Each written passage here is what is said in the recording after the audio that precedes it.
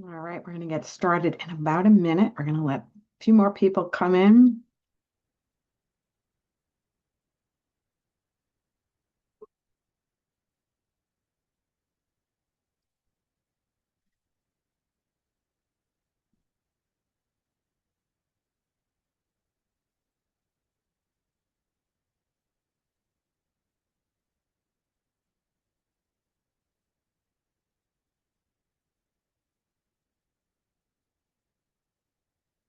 And don't forget, you will be getting the recording of this video and all the notes that go with it. And I have some great surprises in there where we have some videos that my team recorded when they were doing some cleanups. And I think you'll be quite happy to have those in your library if you're worried about doing cleanups in the future. All right, we're going to get started. So, today we are going to be talking about cleaning up QuickBooks Online. So, we're going to talk about signs when your books are broken, and then we're going to talk about a step-by-step process that we use internally. I am giving you the secret sauce. This is the list we go by. Um, and then we're going to talk about how to make it not happen again. So, it's important to like learn your books and understand how these things work. But the other part of it is to have it never happen again. I can even say that even seasoned people who work in QuickBooks, like my team, we come across stuff we haven't seen before either. So don't feel bad if you don't understand it. It's okay. Um, I'm going to share my screen. Give me 1 minute and there we go.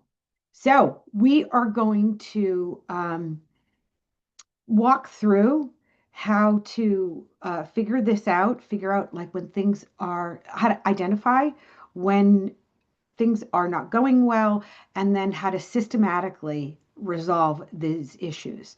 And the reason why this is so important is because your QuickBooks file is your roadmap to financial clarity. So, why these broken books are holding you back and why it's so important to have it done and why it's important to make sure that that you're doing this correctly. So when your books are not accurate, it goes far beyond you just being confused about it. You can't make critical business decisions. There could be missing deductions for tax. We just had a client come in and we did a cleanup for, and they last year, their income was overstated by a very large amount because somebody had done something that I'm going to talk about later. And we found it because we went through this process and we found where the duplicates were. Um, and then there's also, you may miss out on a deduction, never mind too much income. And the stress of your books not being done probably hands down is the worst. Um, so once, we can go through and we'll assess the books, having visibility into your information and being able to make data driven decisions is going to rock your world. You are going to be so excited. I know, I know. You're going to be excited about numbers. You're thinking, is she crazy? No, I'm telling you, you're not going to be afraid of your QuickBooks file anymore because you're going to understand more of it. So we're going to talk about identifying the signs, about recognizing when your books are not done and that are inaccurate.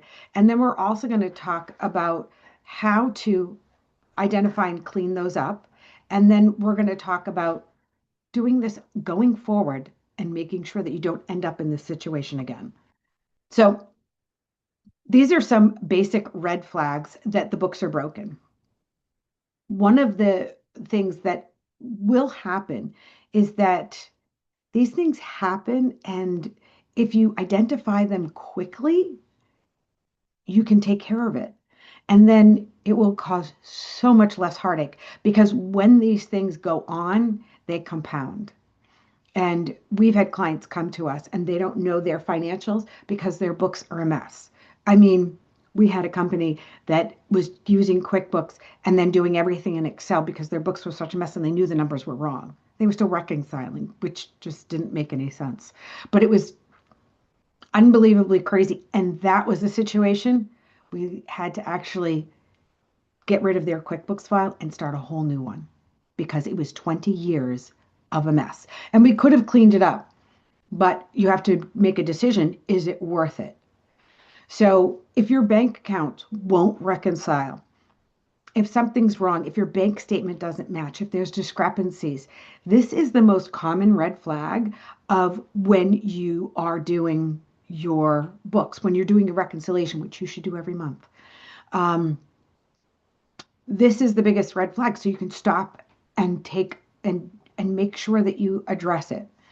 Um, the other thing that's always a problem is when reports don't make sense. So you're running your profit and loss, and then you're thinking, but where's the money?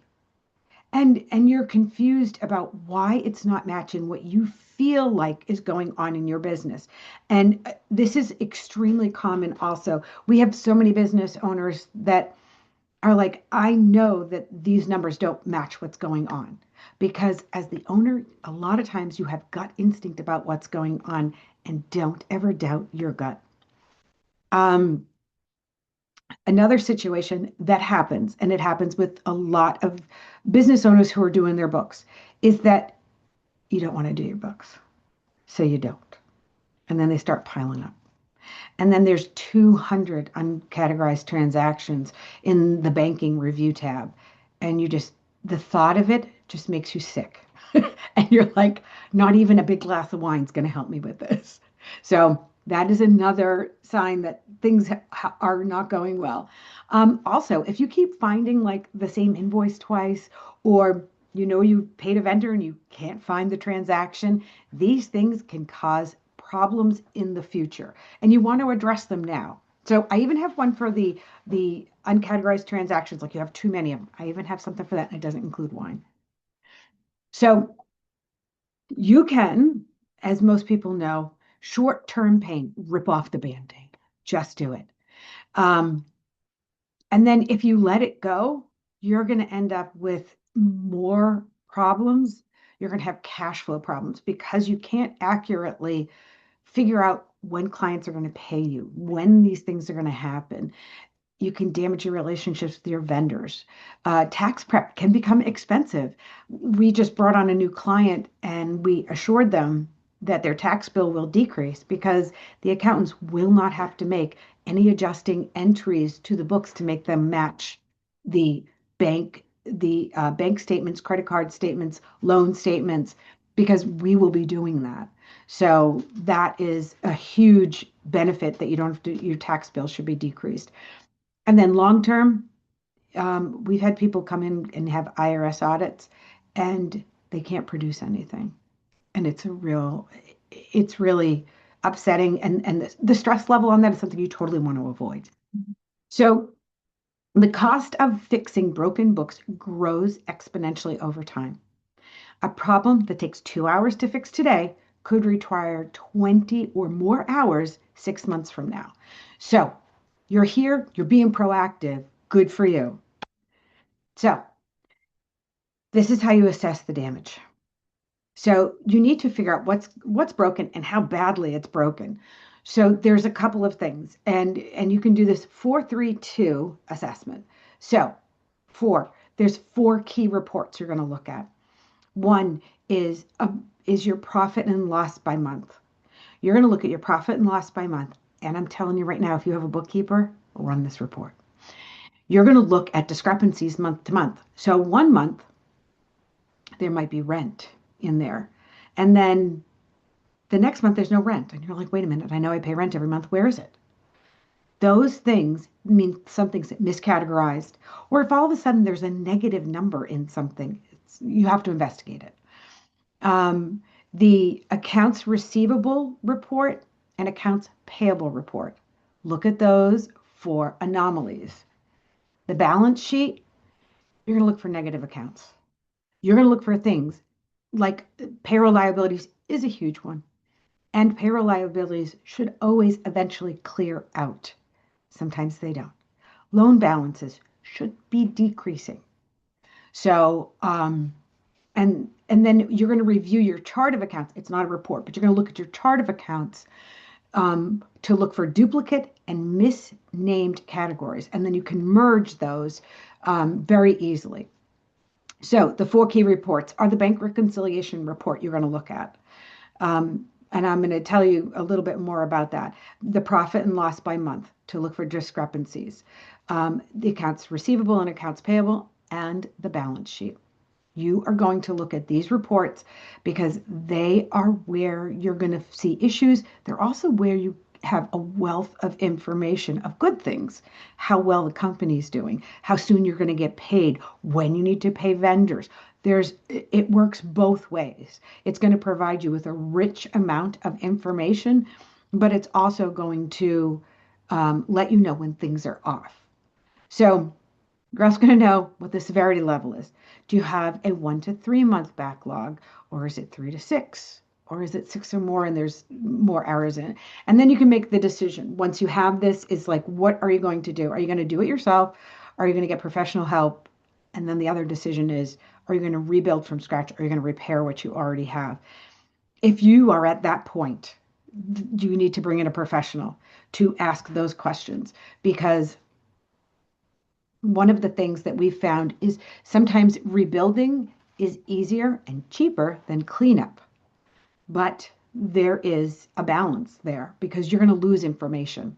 You're going to lose historical detail if they can't bring it in. And a lot of times you can't bring it in because it's not even correct in the original file. So just there are some things to think about when you're doing that. Just make sure you ask lots of questions and tell them what you want it to look like at the end. Like, I need to be able to see, all the open invoices. I need to be able to see certain types of reporting. And that way they can build it to what your expectations are. So this is a secret sauce. I'm telling you right here. This is the exact list that we use. We review the chart of account. We look for duplicates and make sure that the mapping is correct, the category type, like expense isn't accidentally labeled as an asset. So how do you do this? You go into the chart of accounts, you click on edit, and it'll bring up what the account is. It'll bring up the category type. And what you want to make sure is that it matches. So an expense would be gas or, your rent or any of those things, not your cost of goods. That's something different, but an expense to the business. Your insurance is an expense. Those things should all be listed as an expense. Sometimes it could be a super easy fix. Um, Reconcile your bank and credit card accounts. This is like the golden rule. So when you do this, and this is the first report we actually go look at, is we go look at the reconciliation report. And so here I'm going to show you what the reconciliation report. It's a video, and you're going to get this video. And what we do is we look in it to see if anything's outstanding, more than this past month, more than makes logical sense. So if you do a reconciliation at the end of January and there's stuff outstanding from last November, something's not right. And so you have to investigate it further. So I'm going to play this video. Can you guys give me a thumbs up and let me know if you can see this?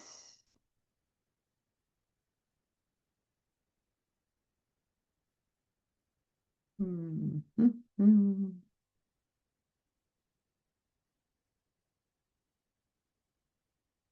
All right.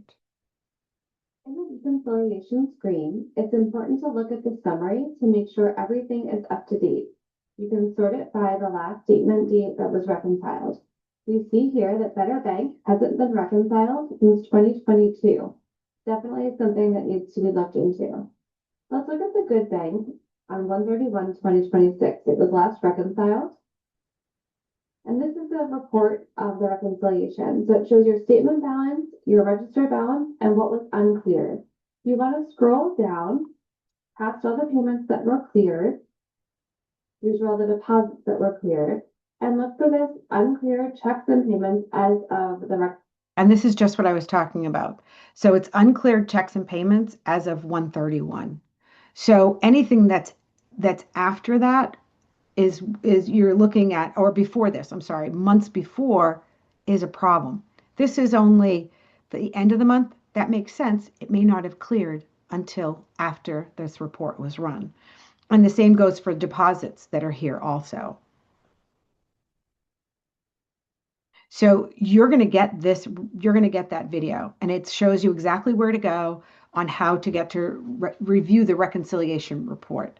And also, we have a bonus video in here because this is also a problem when you go to reconcile that the beginning balance is off and you don't know why. So this is also really, really helpful, and it's a bonus video that we have given you of how we address that situation. This is another issue that happens all the time. Undeposited funds. So what happens is you receive a payment, and QuickBooks used to, it's not as often now, but it used to go automatically to undeposited funds. So what would happen is people are like, where'd it go? Where'd it go? So they might receive it again and make sure it gets put in the bank. Or when it comes through the bank as a payment, they accept it. So it ends up double counting income because it's in undeposited and it's in the bank account. So what ends up happening is it's stuck in undeposited, and it creates this overstatement of income. So I have a video in here that's going to show you how to clean them up. You actually have to manually adjust the undeposited funds. And point of very important point that I say when you do any QuickBooks cleanup, do not try to clean up a previous period that you've already filed taxes on. That is, you will pay your tax accountant so much money to fix that it won't be worth it.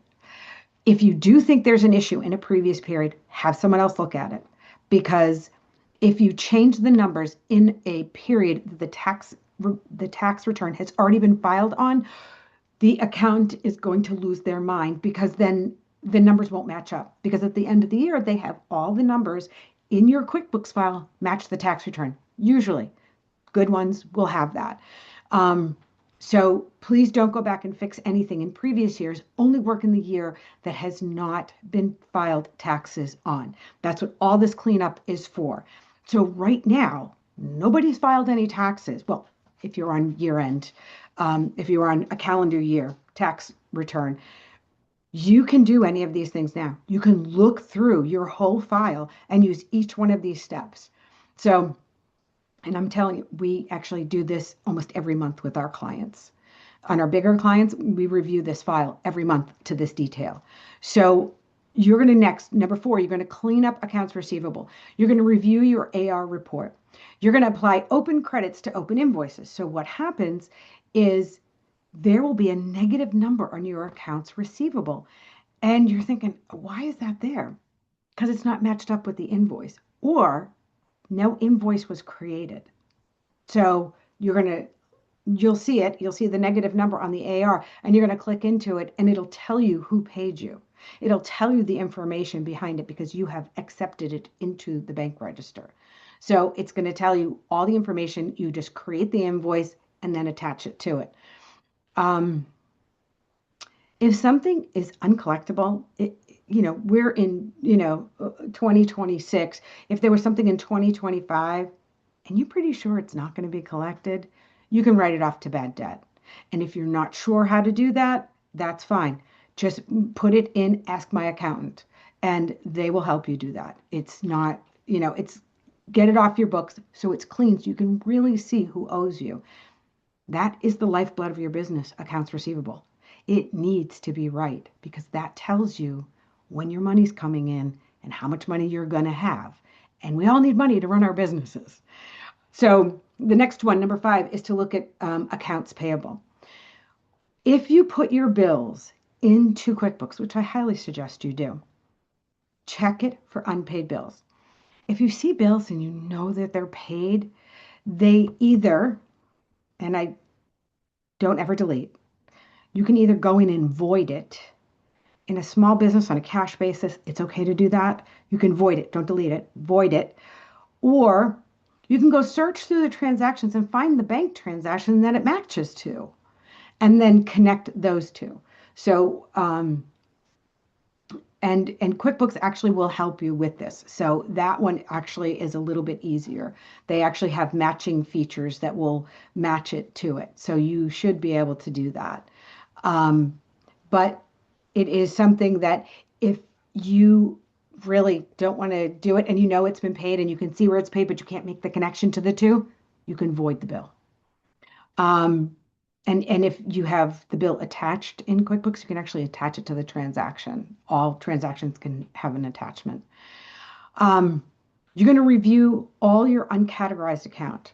So you're going to look for anything that's uncategorized income, uncategorized expense, um, uncategorized, um, or anything that says ask my accountant. And if you don't know where it's supposed to go, use that. There are times, and this is such a big one that we get a lot, that people ask, I got a check from the insurance company because they overcharged me for the year. Where do I put this? You have to receive it as a deposit, and you're like, but it doesn't go to any client. The category that it goes to is to insurance. So it actually lowers your insurance. So if you paid $10,000 and they gave you $1,000 check, you put it back in, the income goes back to the expense, which is a strange thing. But yes, it goes back to the expense and it lowers it because that money came back in. Um, but if you're not sure, make sure leave it to ask my accountant. And if you really don't know, ask them. They can help you move it to the proper account. And then just take a note on it and make sure you know where it goes. Check for duplicate transactions. So there are a couple of ways to do this. One was the reconciliation report, is where you can see things that you're like, wait a minute, that I just reconciled that. I saw it in there. That way you know it's duplicated.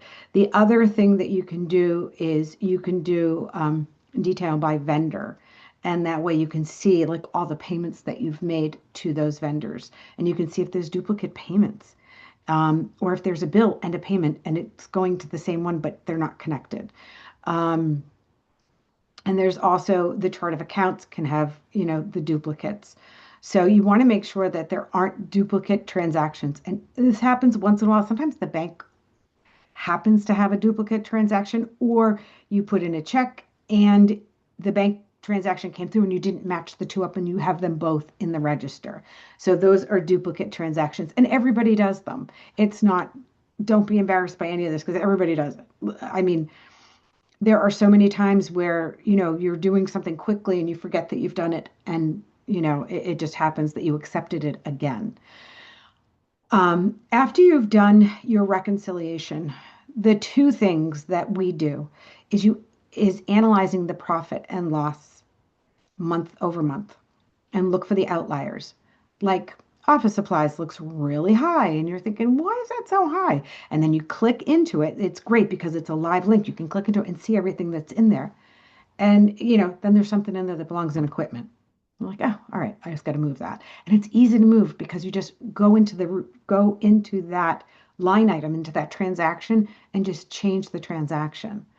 Um, and it will tell you you're changing this transaction, and yes, you want to do that because you're not changing the amount, you're just changing where it's living. Um, the profit and loss is really great at looking at things and making sure there's consistency. You can look year over year is a great report. And, during the year, like at this time of year, it's great to look at month over month for all of last year. So you can see if there was any changes month to month and were they supposed to be changes. We went to a conference last year, and so the month of June was really high in expenses for um, education and travel. So, yeah, that made sense. That's where it's supposed to be. Now, if that was in December, we'd be like, why? We didn't go to a conference, then something's not right. So, you have to look at it with the thought of how your business is running. The next thing you want to do is you want to look at your balance sheet. And this goes back to, I was talking to you about payroll liabilities. This is where you're going to see those is on your balance sheet, you're going to see your loan balances, you're going to see your payroll liabilities, you're going to see something called opening balance equity, which should be zero. If it's not, come talk to us. It it's just something that QuickBooks does. Like if you start an account, it doesn't know where it's double-sided accounting, so it has to go in one place and someplace else. And so it doesn't know where to put it. So it puts it in opening balance equity. It's easily cleaned out, but it might be one of those things that you can ask us, ask your accountant. Um, but that's what the balance sheet is the next place to look. You're going to go through it and make sure it makes sense. Make sure you see your bank account there and you feel like that's the right number. That's the number that I see. Um, there's going to be your accounts receivable is going to be on there, your balance for accounts receivable. There's going to be your loan balances, your owner's draws will be on there. And so this is another place that can cause a problem. So if you take out an owner's draw, it should go in the equity section of the balance sheet. It doesn't come off the profit and loss. So you're going to see it on the balance sheet and it gets cleared out every year. At the end of the year, it's supposed to be zeroed out. So if you know you only took out $60,000 there, but yet it has it at 140, it didn't get cleared out or something else is wrong. And you can tap into that report and open it up and make sure that those transactions really are for you. But this is the list that we go through. And these three videos that I'm sharing with you are the most common causes of books being a mess. So again, determining the scope of your cleanup. After you've done all that, after you've gone through that list, which you're going to get, you're to decide, is it a light cleanup? Is it like 5 to 10 hours? Is it like 1 to 3 months? Is there like minor reconciliation discrepancies? So you have to undo the reconciliation and redo it. You could probably do it yourself. This is fine. Moderate cleanup is 3 to 6 months. There's multiple issues in the reconciliation, and there's also seems to be some systemic things. Um, you could actually, there is something that we've started offering. It's called a financial health checkup. And we offer it and we go through your books and we tell you everything that we find that's wrong. And so that way you can make that decision like, do I do the cleanup myself and I have the list of what needs to be cleaned up? Or do I say, like, I'm going to need some help with this? Um, and then the major overhaul, again, like, do we need to like change everything? Is the chart of account wrong? Like, if your chart of accounts is not serving you and you need to redo everything, that is really time intensive. And that's when you start to make that decision, whether you start a new file or you fix the old one. So here's a trick. So when you are going into your bank feed, you can sort by transaction type. So you can click on group all similar items. So you can click on like the name and it can be all the Amazon charges and you can make them and you can accept all of them and put the first one to the, if Amazon is always, I mean, Amazon has tons of things, but if you only buy your toilet paper from Amazon and that's all you buy from Amazon, you can set it to office supplies and it'll make every Amazon one office supplies. And then you just click the top button and it'll check all of them off. And then you've just taken care of a bunch of them. Um, and just know that, so maybe Amazon might not be the right one to do it with if you buy lots of things from Amazon, like most people do. But you could also do all deposits. And then you can put all the deposits together and just sort on just that. Start with your high dollar items because that makes you feel so much better. If you can see that there's discrepancies or there's an issue and it's like $100,000, go through and look for the biggest item that would make that smaller. Mentally, it's the best thing because it allows you to be like, okay, it's not as much. And it really, really is helpful. Um, Use the bank memo lines because the bank, when you're not aware of what it is or you just can't remember, a lot of times the details in the bank memo will help you figure out who the vendor is, who like what did I buy if that much time has passed. So that is totally helpful. This is the key. Set a timer. This is set 30 minutes or 60 minutes. If it's super painful, and you don't even need wine for this, this is what I was telling you, you don't need to get wine for this. 30 minutes. I'm telling you, if you even do 15 minutes every week, you're going to be so happy. You're going to set those time blocks and it's going to be a focused session and you're just going to work on it and set a timer and just say, I'm going to do it for 30 minutes. I can do anything for 30 minutes. You can walk on a treadmill for 30 minutes. You can look at numbers for 30 minutes. And once you start to do this on a regular cadence, it will create a great habit for you. And the last one, create rules, automate as you go. It will make that 30 minutes down to 10, down to 20, down to 10. It might be 10 minutes a week. Wouldn't that be great? And then you can spend your time really looking at reporting instead of doing the work. So automate as you go. As you go through and you realize that something you've touched 3 times is the same, go back to our Amazon example. I keep buying toilet paper from Amazon. It's the only thing I buy from Amazon. I'm just going to set that up as a rule. Every time Amazon comes in, it's going to be matched to office supplies. If you go, if you get gas at Wawa or you get gas at Sunoco or wherever you get gas from, you can set it to automobile expense, to gas. Insurance. If the insurance comes in as a payment and it has Liberty Mutual on it, you can actually set that as a rule. I don't suggest doing auto add because sometimes the AI doesn't work well. We can't, it has to be human, humans have to be involved in it, and you have to use your intelligence to tell them what to do. The AI doesn't always know, and sometimes they get it wrong. If you do this, you will save so much time. These numbers come from QuickBooks, so I don't know if it's 80%, but you are definitely saving time when you do the batch processing. And when you do focused sessions, you are going to be so much more accurate. Um, and if you take this process and you continue with it, you're going to be so happy. So these are some things that you can think about, and they're a good thing to start, especially if your company's smaller and you're thinking it's going to grow. Start documenting these things. So standardize the chart of accounts. Don't have miscellaneous buckets. Don't have a bucket called miscellaneous. Categorization, it really should be specific.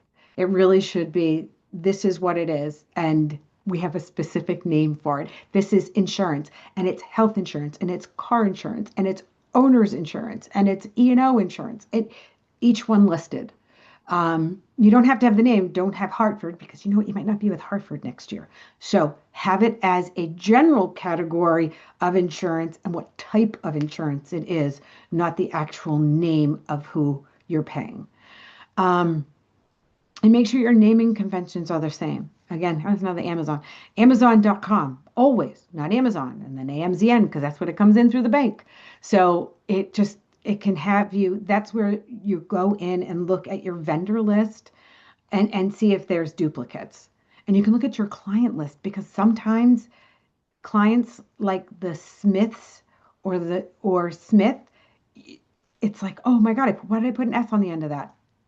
Again, if you have anybody else inputting information, just start to make sure that naming conventions are always using the same thing.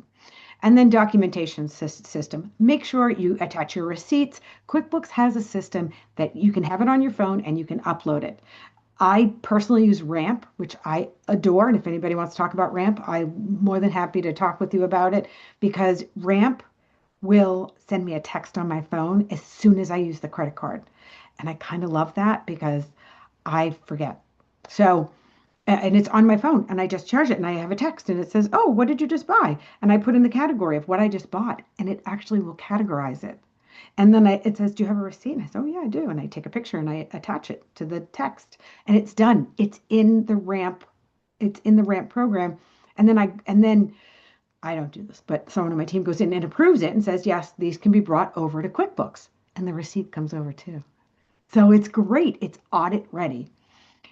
Transaction memos. I know, I know. You're all going to tell me, but I'll remember. I've told myself that story too. So you won't. Just remember, you're not gonna. It's just not gonna happen. And why should you? You should use your brain for other things. Leave yourself notes. I love that it says leave breadcrumbs for your future self. We do this all the time.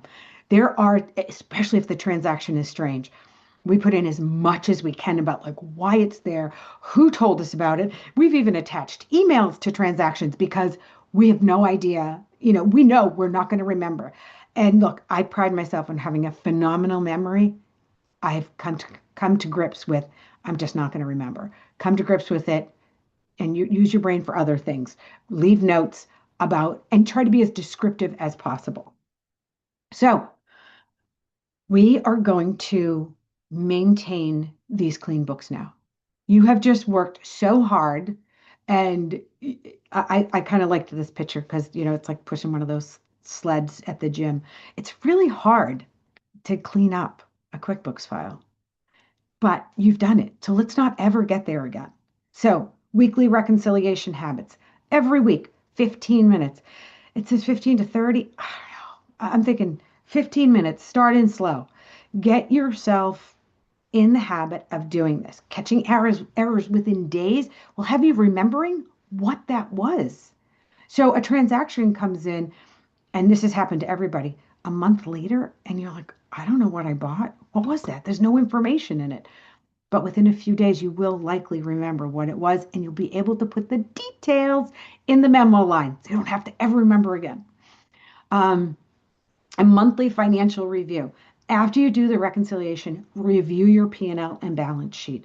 Look for anomalies, spikes, any categories that seem off. And if you're catching it then, it will allow you to make the change then and not wait a year or 6 months before you fix it. It'll also give you the habit of looking at your numbers because your numbers are so rich with information about your business and what's going on. And then look for ways to automate.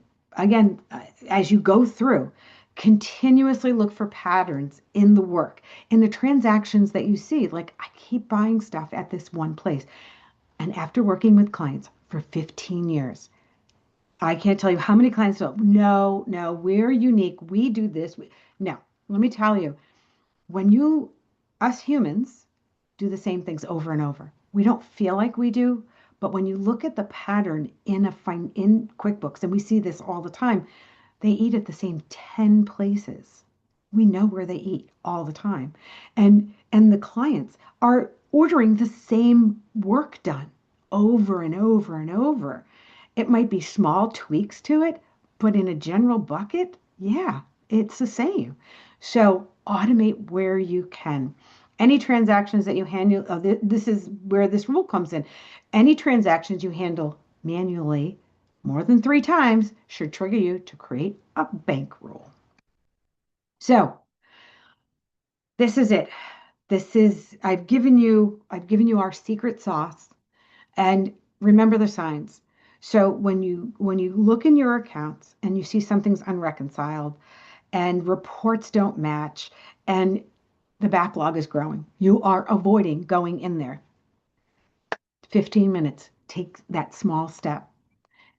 Follow your process. If you follow your process, if you get in the habit of doing it, categorization, reconciliation, and then do the assessment, the profit and loss, looking at it, and verification that those things are correct. And skipping steps or rushing through this is going to create more problems. And systematic works every time. It wins. It is James Clear, Atomic Habits. His, you know, um, I can't remember the beginning part, but it falls to your systems. So if you have systems in place, that will keep you in these habits. So um, QuickBooks Online has so much automation. Again, verify it. Do not trust it outright because kind of, it can hallucinate and it can tell you things that aren't there. It does it to us all the time. But you know your business. You know if it's right or not. So anything that's repetitive, let it handle. Let it handle. You know that they're saying it's correct because I can't tell you how many times we've come into someone's books and they're like, "But QuickBooks told me to put it to an unclassified asset." And I'm like, "But it's, you bought stuff at Staples. You know what Staples is. It's an expense. It's not an unclassified asset." And don't let QuickBooks lead you down a path that you have an inkling might not be right. So block time to do a diagnostic review. Don't be afraid. I'm with you. I can help you on this. Follow these steps, use our secret sauce, and you will be able to do that. So I let me know if you have any questions about anything that we did here. Um, I have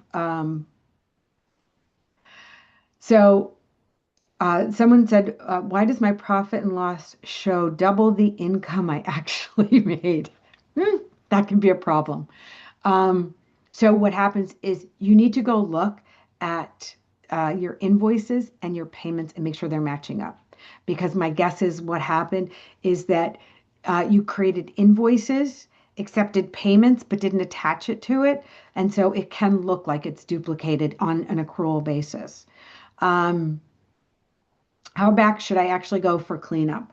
So again, you only want to go back the as far back as you have not done a tax return for. So like I was saying, you would only want to clean up 25 if you haven't filed your taxes yet.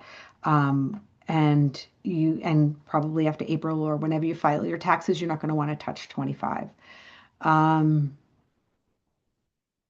So, what do I do if I can't find the 5 cent discrepancy that is 5 cents preventing me from reconciling? This has got to be you have to decide what you're going to do on this one because you can use reconciliation discrepancy because I can't tell you how many times it's taken us hours to find 2 cents. Now, it's our job, so we do find it, but 5 cents, it might not be that big of a deal. So you have to either use the find tool in QuickBooks that will help you reconcile, or you can put it to reconciliation reconciliation discrepancies and just kiss it up and it's all good. Um, why are there negative numbers in my AR? I addressed that one about if you have negative numbers in the AR, um, it's because there's no invoice attached to that number. So you run the AR report and there's a negative number and you're like, this makes no sense because this is all income. It can't be negative. It just means that you received a payment and it's not attached to an invoice. And the solve is to create an invoice for that payment that came in. Um, bankrolls. Okay. Um, thank you so much for attending. It was great to see everybody. Don't forget, we're going to be back here March 19th, and we are going to be talking about leading and lagging indicators.